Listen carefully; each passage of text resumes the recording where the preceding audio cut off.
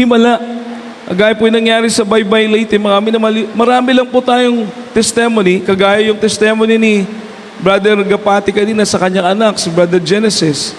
Wala lang tayong, siguro kung may mga picture, may mga documents na talagang nabangga yung anak niya, no? Maganda yung mga ganong testimonies, no? Meron kang picture, meron kang x-ray, meron kang picture na nung may sakit ka noon, at ngayon na pinagaling ka na, magandang may ganun, mga minamahal. Bakit?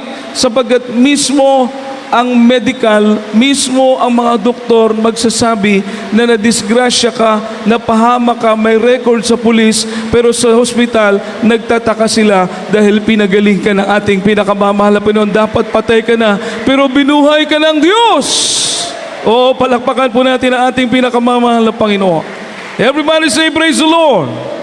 Kung minsan hindi po tayo, kayo po, minamahal, I encourage you, lalo na yung may mga major testimony, kung makakakuha kayo ng mga police report, kung makakakuha kayo ng mga x-ray, kung makakakuha kayo ng mga results sa mga medical result na pinagaling na kayo, i-gather nyo po yun. Yung may mga picture kayo, minamahal, nung may mga sakit pa kayo, minamahal, ipunin nyo po yun. Itabi nyo, mga minamahal. Every time magpapatotoo po kayo, mga minamahal, pwede nyo ipakita yon. Pwede nyo ilathala yung kagaya ng ginagawa ng ating ibang kapatiran. Bakit po? Sapagkat dito, hindi tayo nagsisinungaling, mga minamahal. Ang sinasabi natin dito ay ipinahayag natin ang kapangyarihan ng ating pinakamamahal na Panginoon. Palapakan po natin ang ating pinakamamahal na Panginoon. Everybody say, praise the Lord. Everybody say, praise the Lord. So isa po yun. Pag ang Diyos magpagaling, himala talaga. Amen po ba? Amen po ba? Yung ibang faith naman, hindi sila ginaganahan kasi wala namang himala sa kanila. Sasabihin pa nila, tinig ng himala. Pero puro tinig lang, walang himala. No? Pero dito sa atin, mga minamahal, puro himala ang ating nakikita. Puro pagpapala na nanggagaling sa ating mahal na Panginoon. Palapakan po natin ating dakilang Diyos, mga minamahal. Ito po, faith, importante. Kasi kung may sakit, hindi makapunta sa chapel, hindi makabiyahe, yung mga loved ones, isasamahan. Mga kaibigan na may pananampalataya, loved ones na may faith, dadali nila yung may sakit. Mga minamahal, pag nakita ng mahal na Panginoon, napakahalaga kasi yung pananampalataya. Kapag may pananampalataya, ang tao, nakikita po yan ng Diyos. Lahat magsabi ng praise the Lord. Ako, tayo, na tao, hindi natin kayang basahin ang puso ng ating kapwa. Hindi natin kayang basahin ang isip nila. Pero ang ating mahal na Panginoong Hesus, kaya niyang basahin ang puso mo. Kaya niyang basahin ano yung nasa isip mo. Kaya niyang masukat ang iyong pananampalataya. Amen. Amen. Kaya pag nandun yung katugunan sa panalangin, nandun yung himala, nandun yung pagpapagaling ng karamdaman, purihin ang ating pinakamamahal na Panginoon dahil ang ating pananampalataya ay nakalulugod sa Diyos. Amen. Basahin po natin, Mark chapter 2 verse 4 to 5, mga minamahal. Marcos 2, 4 hanggang 5, mga minamahal. The Gospel according to Saint Mark chapter 2, verse 4 to 5. And when they could not come nigh unto him for the press, they uncovered the roof where he was. And when they had broken it up, they let down the bed wherein the sick of the palsy lay. When Jesus saw their faith, he said unto the sick of the palsy, Son, thy sins be forgiven thee. Amen. Dito po sa Ebanghelyo ng Marcos, Kapitulo 2, ang talata 4 hanggang 5. At hindi sila mga kalapit sa kanya dahil sa karamihan, ay kanilang binakbak ang bubungan ng kanyang kinaroroonan.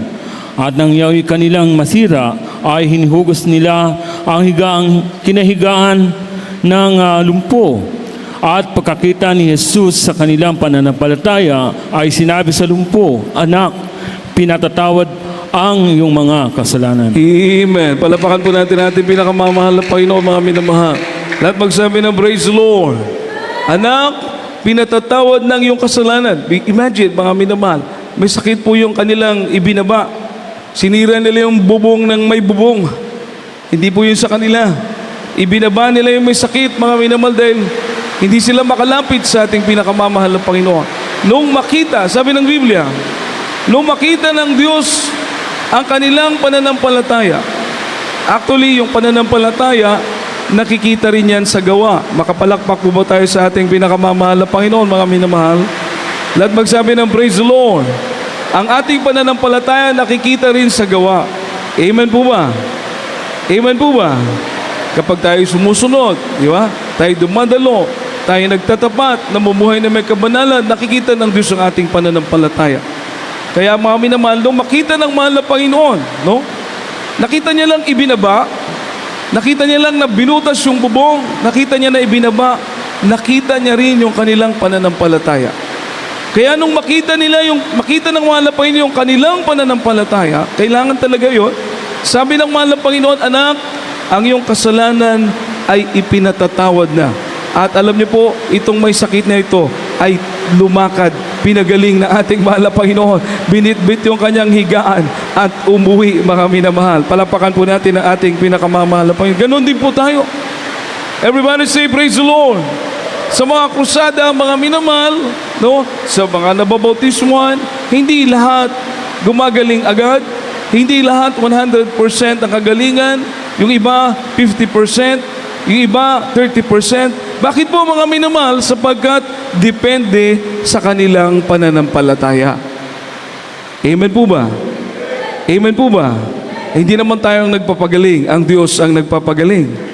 Oo, palakpakan po natin ating mahal po. Kaya tuwang-tuwa tayo pag may mga, alam niyo po mga minamahal, crusade po sa Sugod, nakabaptize po tayo na 107 na mga baguhan natin, mga kapatiran, mga minamahal sa Sugod. Sa Mahaplag, 102. Palapakan po natin ang ating pinakamamahal po through the leading prayer ng ating mahal na Pastor Willie Sanda Almeda, beloved Almeda family, mga minamahal, at sama-sama natin mga panalangin. Nakakatuwa po, mga minamahal. Meron po doon na demon possessed. Ang tagal niya ng demon possessed, 24 years na demon possessed. Tinutulungan na ng gobyerno yung demon possessed dahil naawa na doon sa pamilya. Dahil pati yata yung mga loved ones may mga sakit din. Lalo na yung demon possessed. Kaso, hindi na makalapit yung mga tumutulong sa gobyerno dahil nangangagat. Nangangagat na daw po. Alam niyo mga minamahal, yung pagkain, inihagis na lang. So, isipin niyo po, yung kandado nung kadena, kasi nakakadena eh.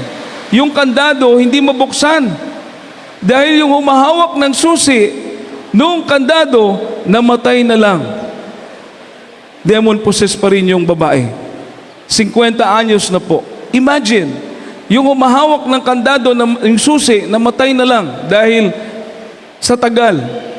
24 years.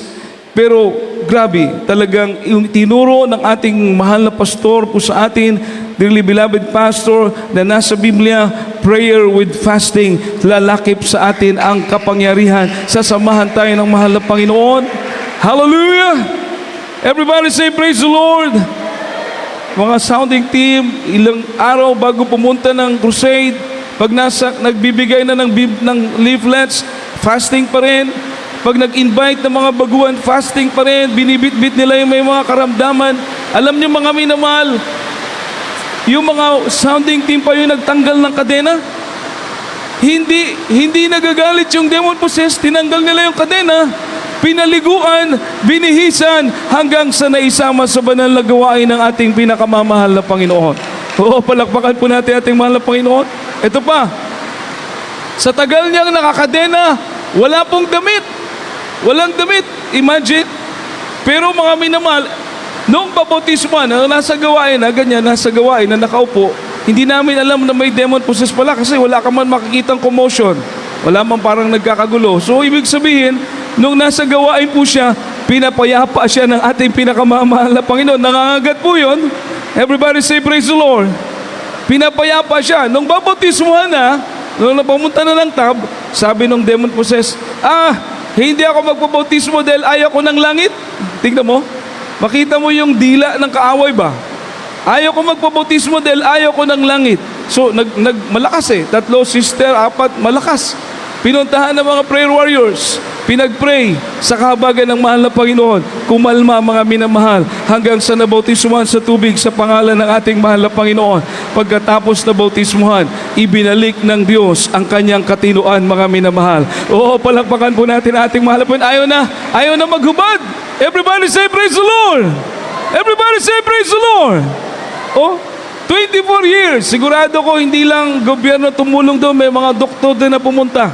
O ano-ano pa siguro. Imagine 24 years. Ang tagal mga minamahal. Pero sa mahal na Panginoon, oras lang. Pinagaling na ating pinakamamahal na Panginoon. Tingnan mo ang kapangyarihan ng Diyos. Tingnan mo magagawa ng mahal na Panginoon kung tayo magtitiwala at aasa sa Kanya mga minamahal. Walang mahirap sa mahal na Panginoon. Amen? Ang Diyos ay tumutugon sa ating mga panalangin. Ang sabi ng James, Santiago, Kapitulo 5, 14 hanggang 15, mga minamahal, basahin po natin. Ang Diyos ay tumutugon sa ating panalangin. Praise the Lord. From the book of James, chapter 5, verse 14 to 15. Is any sick among you? Let him call for the elders of the church, and let them pray over him, anointing him with oil in the name of the Lord. And the prayer of faith shall save the sick, and the Lord shall raise him up. And if he have committed sins, they shall be forgiven him.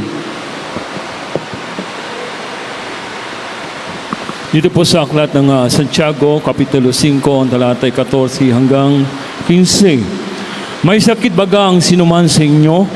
Ipatawag niya ang mga matanda sa iglesia at ipanalangin nila siya na pahiran nila na langis sa pangalan ng Panginoon.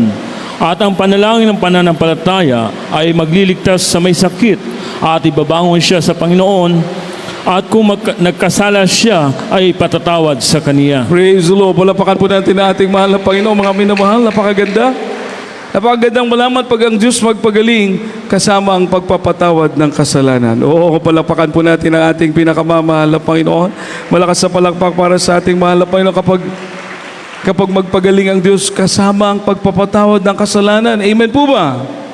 Amen po ba? Kaya yun ang kaibahan, malaking kaibahan sa doktor. O sa doktor, pagpagamot ka, wala kang problema, wala kang kasalanan, basta bayaran mo yung bill. Basta bayaran mo lang yung bills, wala kang kasalanan. Pero pag hindi mo bayaran yung bills, baka problema yon. Amen po ba? Amen po ba? Oh. Pero yung doktor, walang pakialam yung anong kasalanan mo, adulterer ka, magnanakaw ka, lasinggero ka, walang pakialam ang doktor dyan. Ang sa kanya lang, gumaling ka, magbayad ka. Oh, di ba? Ang tutok, nakatutok lang sila sa yung physical, sa karamdaman mo physically. Minamahal. Everybody say praise the Lord. Pero ang Diyos mabait, maganda, mas dakila. Dahil kapag magpagaling siya, pati kasalanan mo, pinatatawad na rin ng ating pinakamamahal na Panginoon. Oo, palakpakan po natin ating mahal na Panginoon. Yun po yung naranasan natin. Amen po ba? Everybody say praise the Lord. Yun ang naranasan natin sa paglilingkod na ito.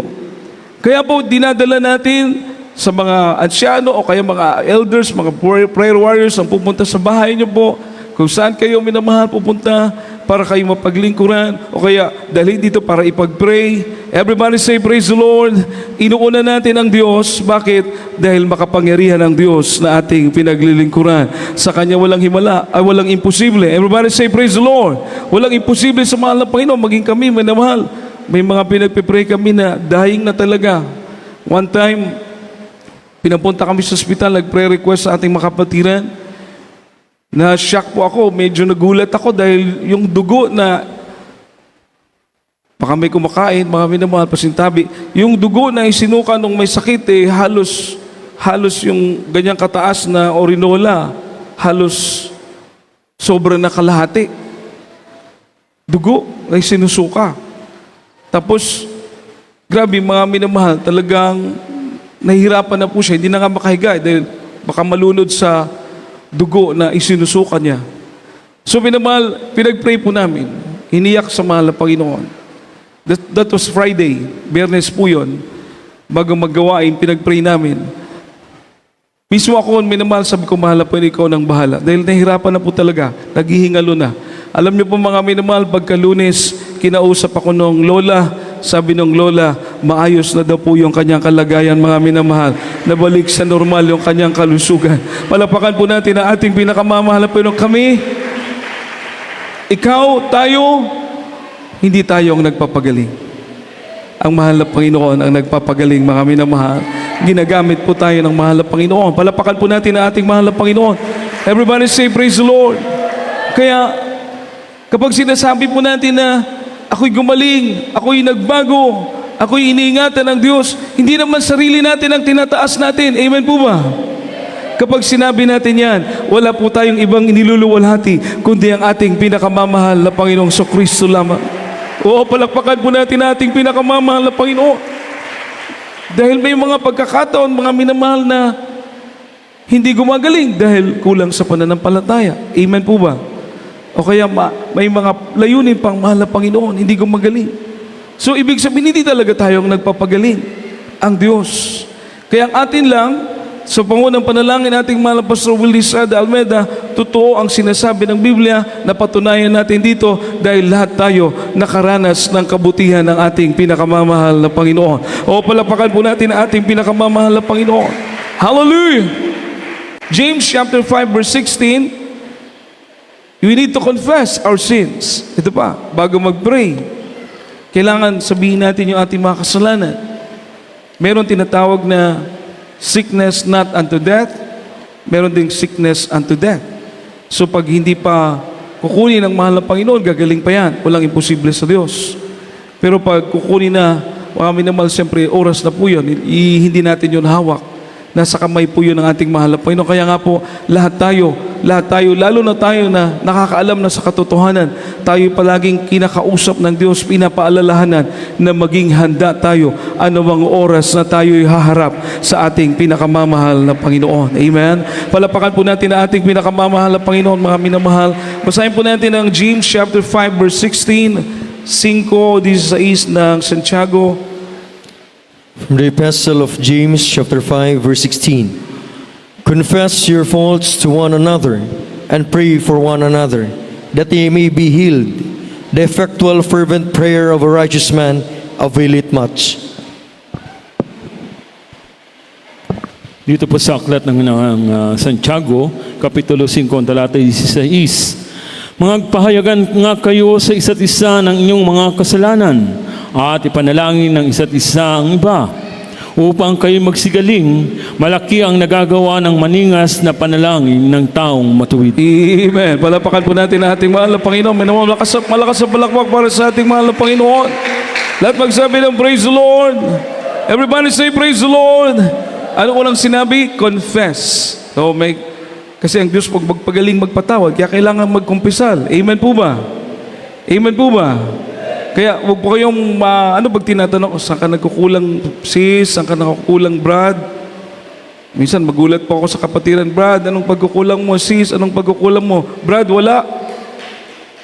Oh, perfecto pala itong kapatiran natin. Yun ang isasagot eh. Brad, anong pagkukulang mo sis, anong pagkukulang mo? Sasagot yung kapatiran, wala. Oh, perfecto siguro. Amen. Eh, lalong hindi gumagaling tuloy. Amen? Amen? So, kailangan magkumpisal, mapakumbaba, sabihin saan ka nagkukulang. Nangungusap man ang Diyos saan ka nagkukulang. Wala man tayong matatago sa mahal na Panginoon. Pero kung magpakumbaba ka, alam ng Diyos kung ano yung dapat mong hingin ng tawad, kung saan ka dapat bumangon sa iyong pagkakamali, minamahal. So, pagkumpisal at panalangin ng taong matuwid. Sa pangunang panalangin nating mahal na Pastor Willie Estrada Almeida, ang sabi ng Biblia, walang mawawala, malaki ang pakinabang kapag manalangin ang taong matuwid. Amen. Palapakan po natin ang ating pinakamamahal po, walang kalugihan. Everybody say praise the Lord. Walang kalugihan. Amen po ba? May panalangin. Ang panalangin ng taong matuwid, malaki ang nagagawa, mga minamahal. No? Kaya tayo, naranasan natin. Minsan may mga kapatiran dahil sa loved ones, nadadala sa ospital. Eh siyempre, minamahal, nakukumbinsi ng mga mahal sa buhay, nadadala sa ospital. Pag nasa ospital na, minamahal, marami sa atin na pagdating sa ospital, hindi naman gumagaling, lalong lumalala. Ang ginawa ng mga kapatiran, pumirma ng waiver, umuwi, dumalo sa gawain, dumalo sa gawain, pinagaling ng ating pinakamamahal na Panginoon. Oo, palakpakan po natin ang ating mahal na Panginoon. Everybody say, praise the Lord. So, mismo tayo, dahil minsan nakukumbinsi tayo ng mga loved ones, mismo tayo minamahal, alam natin mga minamahal na subok na natin, na kapag minsan nagwe-wave man yung ating faith, pero hindi tayo iniiwan ng ating pinakamamahal na Panginoon. Hindi tayo pinababayaan ng Diyos. Everybody say, praise the Lord. May kapatiran nga po tayo dito, minamahal. Nasa ICU na yung bata. Pamangkin niya po yata yung bata na yon. Nasa ICU. Ninakaw niya yung bata, mga minamahal. Ninakaw niya. Grabe, matindi yun. Itinago niya sa guard. Siguro hindi masyadong stricto yung hospital na yon. Nakuha niya yung bata. Anong pamaraan niya, hindi napansin ng guard hanggang sa nakarating sa gawain. Ganito, ipinagpray yung bata, minamahal, purihin ang ating mahal na Panginoon. Gumaling yung bata, na normal yung temperature ng bata, lumakas yung bata, kumain. Everybody say, praise the Lord. Pagbalik sa ospital, sinabi man niya sa doktor, sabi niya, Mrs., masama yung ginawa mo, maaano ka niyan, pero sige, sinunod niyo man yung gusto niyo, o pirma na lang kayo ng waiver. Pero sabi ng doktor, saan mo dinala yung bata? Bakit, Dok? Sabi ng kapatiran, bakit, Dok? Kasi magaling na siya. Pinagaling siya. Kung saan mo siya dinala, pinagaling na siya. Sabi ng ating kapatiran, dinala ko po siya sa Jesus Miracle Crusade International Ministry. Dahil ang Diyos namin ay buhay. Ang Diyos namin ay tumutugon sa panalangin. Palapakan po natin ang ating pinakamamahal na Panginoon. Everybody say, praise the Lord! Kaya napakaganda minamahal. Nandito tayo sa buong katotohanan. Hindi po tayo nagugulat sa himala dahil ang Diyos natin ay Diyos ng himala, mga minamahal. Ang ating mahal na Panginoon Jesus ay makapangyarihan. Ating last verse, mga minamahal, yun po ang layunin niya. Bakit po siya nagsakripisyo sa krus ng Kalbaryo? Ang kanyang layunin, pinasan niya yung mabigat na krus para tayo'y mapalaya sa ating mga kasalanan. O kung tayo'y nagbago, dahil tayo'y nagbago, binago tayo ng mahal na Panginoon, lahat ng binago ng mahal na Panginoon, magsabi ng praise the Lord. Pinasan niya yung krus, mga minamahal, para mapalaya ka. Yung kapagbabago ng ating buhay, yung nawala yung ating masamang pag-uugali, nagbago tayo, pinalaya tayo sa ating bisyo, ibig sabihin, yun ang dahilan bakit pinasan ng mahal na Panginoon ang mabigat na krus na yan. Naging epektibo sa buhay natin. Palapakan po natin ating mahal na Panginoon. At sabi ng Biblia, dahil sa kanyang mga sugat, dahil sa kanyang mga sugat, nagsigaling ang ating mga karamdaman. O hindi ka luluha na dati kang walang pag-asa, dati kang dying, dati malaki na yung gastos mo sa iyong sakit, doktor, medisina, albularyo, hindi ka gumagaling.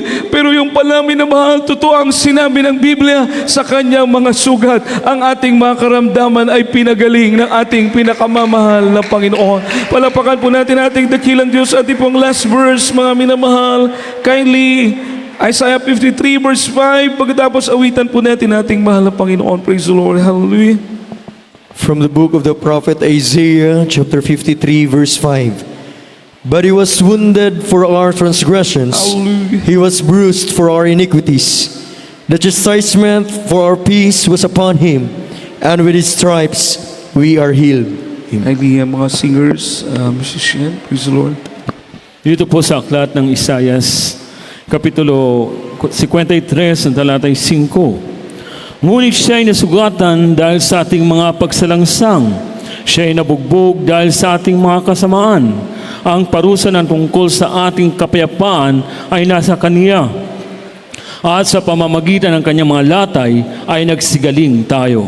Amen. Palapakan po natin ating pinakamamahal na Panginoon. Malakas na palakpak para sa ating dakilang Diyos, mga minamahal. Dahil sa kanyang mga sugat, nagsigaling po tayo. Dahil sa pabigat na krus na pinasan niya, napalaya tayo. Kaya mga minamahal, hallelujah, sa atin na nakasaksi ng mga bagay na ito, mga minamahal, hindi natin mapigilang lumuha. Hindi natin mapigilang magpasalamat sa ating pinakamamahal na Panginoon. Dahil hindi tayo ang pumili sa Diyos, kundi ang Diyos ang pumili sa atin. Ang Diyos ang pumili sa iyo. Ang Diyos ang pumili sa akin, mga minamahal, upang tayo magtamasa ng pangako niya na buhay na walang hanggan. Palapakan po natin ang ating pinakamamahal na Panginoon, mga minamahal. Tayo po'y umawit sa ating dakilang Diyos. Hallelujah. Mahal tayo ng mahal na Panginoon. Hallelujah. Dati hindi natin ito alam, mga minamahal. Pero mahal ka pala ng ating pinakamamahal na Panginoon. Hallelujah. Marami pong mga kababayan natin na hindi nila ito naranasan. Hindi nila ito alam, mga minamahal. Hallelujah. Kailangan may magsabi sa kanila. Kailangan may manalangin sa kanila. Kailangan may magpapatutuo sa kanila, mga minamahal, upang malaman nila na may Diyos na buhay sa banal na ministeryo ng Jesus Miracle Crusade, na totoong nagmamahal, mga minamahal. Totoong umiibig at Diyos na nagpapala, mga minamahal. Hallelujah, hallelujah. Tayo po'y umawit sa ating dakilang Diyos. Praise the Lord.